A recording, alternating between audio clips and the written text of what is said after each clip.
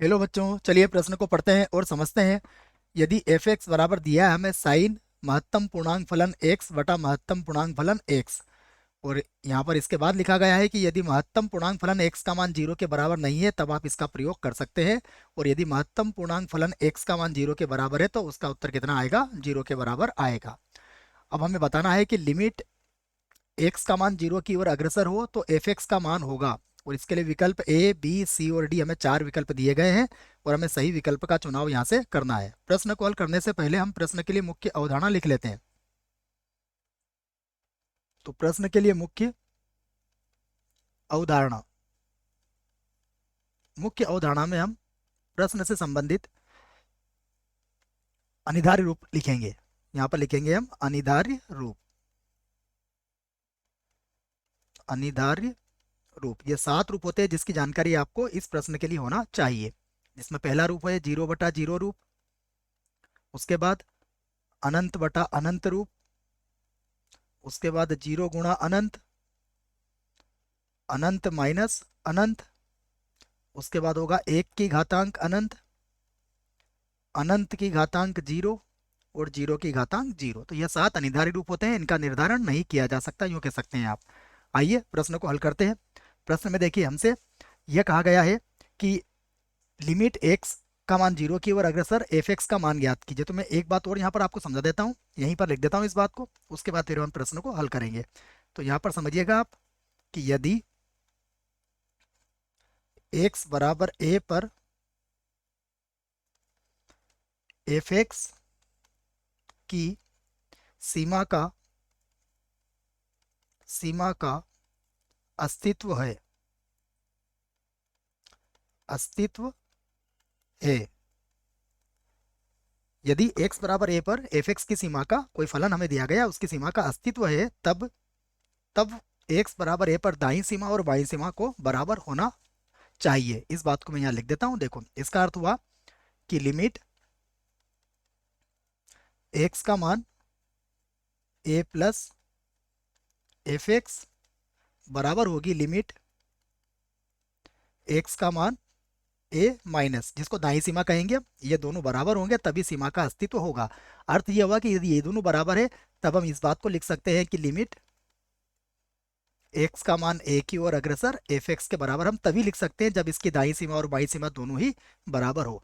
तो हम इस प्रश्न में हमें क्या ज्ञात करना है, लिमिट एक्स का मान जीरो की ओर अग्रसर एफ एक्स ज्ञात करना है। इसका अर्थ हमें एक्स बराबर जीरो पर एक बार इसकी दाईं सीमा और एक बार इसकी बाईं सीमा ज्ञात करेंगे। यदि दोनों बराबर आए तब इसका अस्तित्व होगा और वही इसका उत्तर भी होगा। तो सबसे पहले हम निकालते हैं इसकी बाईं सीमा।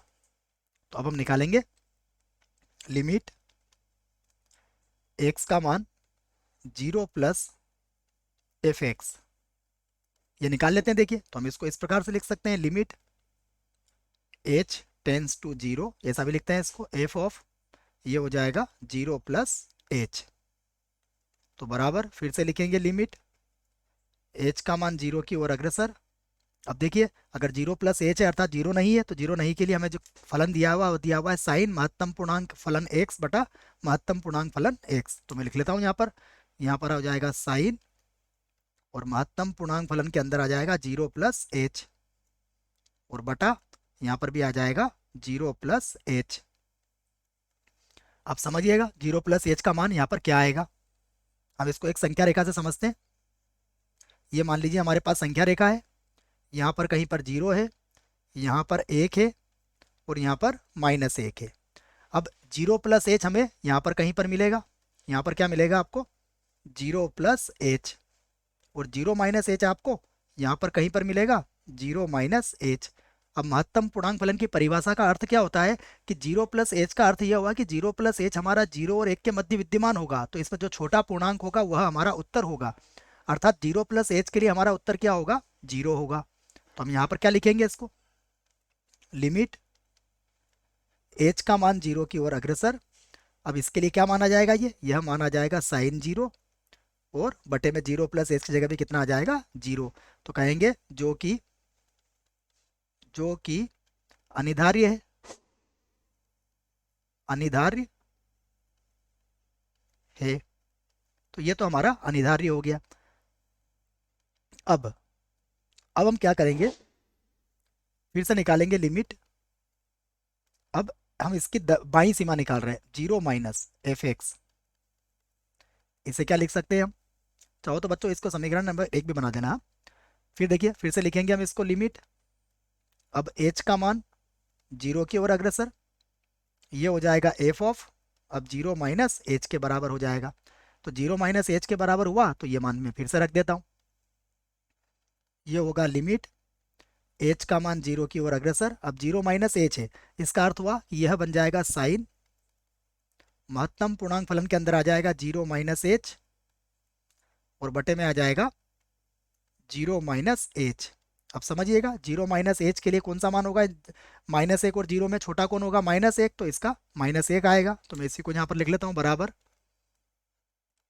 ये हो जाएगा लिमिट एच का मान 0 की ओर अग्रसर, और ये हो जाएगा साइन -1, और बटे में भी कितना आ जाएगा? -1। फिर हमें पता है कि साइन माइनस थीटा किसके बराबर होता है?